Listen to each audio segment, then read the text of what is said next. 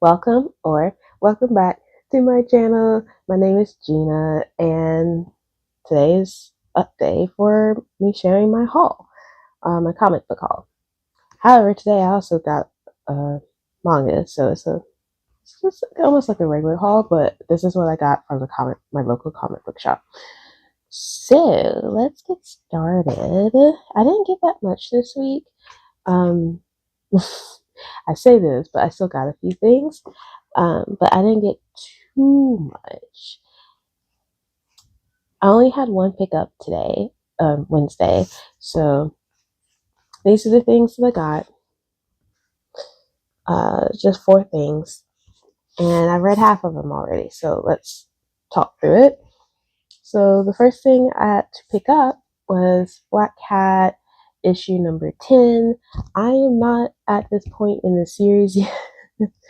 I'm like on issue 5, but I know this is like something to do with clearly Venom, but that they're working together. I don't know if they're still doing like the I want to be a superhero um, storyline still. I'm not sure if they're still doing that, so I can't really say. I know that the last issue she was getting caught or she got framed for doing something that she didn't actually do.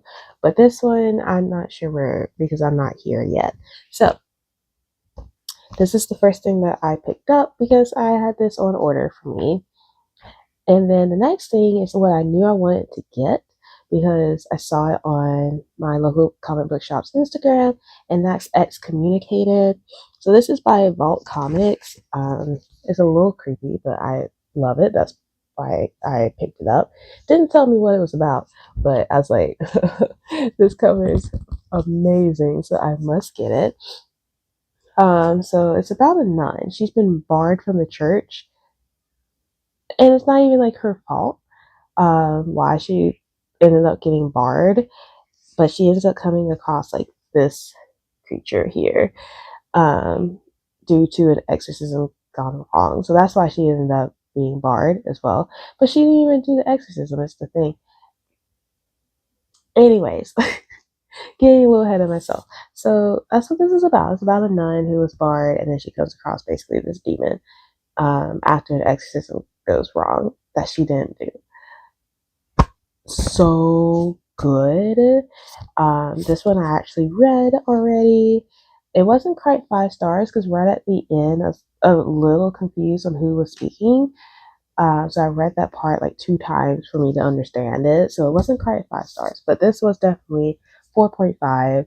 I highly recommend it if you're wanting something a little weird. I don't want it's not quite horror. Maybe the rest of the series ends up getting to be horror, but it isn't horror just yet. I would probably group it more with maybe psychological weird, but it probably will approach the horror themes. So I actually really recommend this, especially if you want to step away from like superheroes and you still want to read comics. Like this is the one to go for. Okay, now the next comic I got is Justice League Intergalactic. Yeah, Intergalactic Special number 1. I actually don't know that much about these heroes. I haven't read it. I plan on reading it probably today just so I can kind of get an idea of the heroes because I think it's like Star Sapphire. Yeah, Star Sapphire is in here. Green Arrow, Galaxy, Adam Strange, and Dreamer. So I want to say, I mean, Green Arrow is actually a little more commonly discussed than the others, but I don't really know that much about the other heroes, so I do want to read this a little bit. I do know because I flipped to the end. Normally I don't do that, but I was just kind of like flipping through that this does continue, but this continues in like some summer editions of like Pride Month or something like that. Um, unless it's just like, yeah, to be continued in the Justice League Dream Girls, a DC Pride event. And that is a series that comes in June. It's a weekly series. So I can't say I recommend this yet, but if you're into like more of the superheroes that aren't really discussed as much but are still from like DC, then I probably would say try this out, but I can't say because I haven't read it yet. So we'll see. And then the manga that I picked up is Cat Life Balance by Akari Odokara. Yeah, Odokara.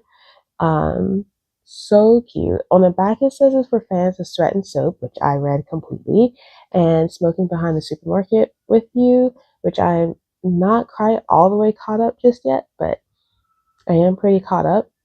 And yeah, I would say I see where they get it from because these are older characters. They're already established in their careers. So these aren't like teenagers, even though this is rated for teens. Um, so you have like more of this like workers experiencing things. So you have the main male character. He's one of those like princely types where he'll do anything for you, but really he just doesn't want to feel judged and stuff, so that's why he does these things. And then you have the main female character, and she's very quiet, reserved, and doesn't really talk to people, doesn't really have friends at work, and no one really likes her. Like they try to talk to her, and then they're like, "Oh, she ignored me," but really, she's just like overthinking things. Has like a lot of social anxiety, essentially. That's not what it says, but that's basically what it is. She has a lot of social anxiety and kind of overthink situations. So by the time that she does end up wanting to say something and realizing that they're talking to her, the people had already moved on. So I rate. I don't think this will be very like explicit. That's probably why it's rated T for teen. So it's not going to be like Sweat and Soap, which that's explicit. But I think this will be really good read thus far for someone who is interested in Sweat and Soap and Smoking Behind the Supermarket with You. I see why they compared it to that. So what happens is these two characters, they come across each other in the park, basically acting out of character, which is really just them acting themselves. And she's like not obsessed with cats, but she takes care of the cats in the park, like stray cats in the park, and plays with them, helps feed them, the whole process. And he's just kind of vibing, like he lets his guard down while he's walking around, and then they come across each other. And basically they start forming, you can tell it's about to form a romance. But you don't get to that point in volume one. You kind of just see them trying to go form some type of friendship, relationship kind of thing. That he's more interested in trying to form it, and she at first doesn't seem like she is, but by the end you can kind of tell that that's not actually the case. So that's where you pick up more on the social anxiety and things like that. But I actually do recommend this. This was really cute.